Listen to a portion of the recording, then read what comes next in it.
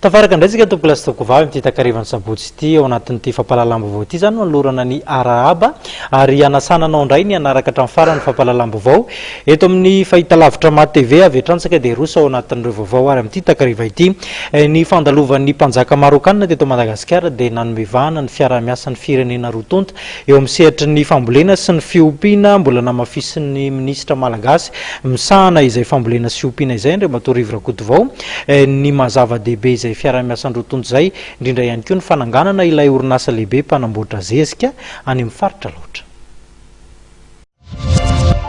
Voadinika nandritra ny fandraisan'ny ministra misahana ny fiompiana sy ny fambolena Rivo Rakotovao ny ministra mpanjakana omaly ny mikasika ireo fifanarahana vita sonia nandritra ny fandalovan'ny mpanjakan'ny Maroka teto Madagasikara tamin'ny ny taona lasa iny.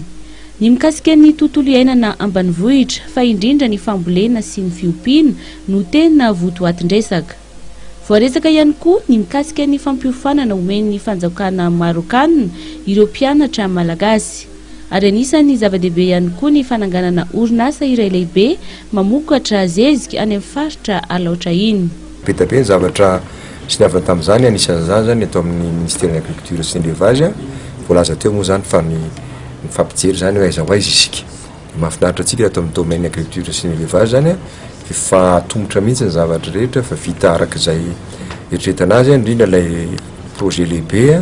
amin'ny resaka hoe carte de fertilité zany hoe fitsirihana ny renofo-tany eto Madagasikara omboka amina 100 000 hectares tsika efa vitantsika aty Madagasikara hoe aiza ny toerana satria any Antsirabe sy any Alaotra zany no anaovana an'izy io ahafahantsika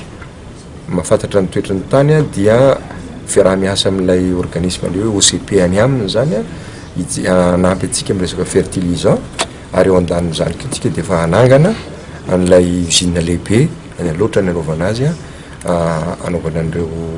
fertilisant sy ny engrais maro samihafa ireo. Raha tsy ahivina tokoa dia maro ireo fifanarahana ny arahan'ny firenena malagasy sy ny fanjakana marokanina nanaovana sonia nandritra ny fandalovan'ny mpanjakan'ny Maroka teto Madagasikara.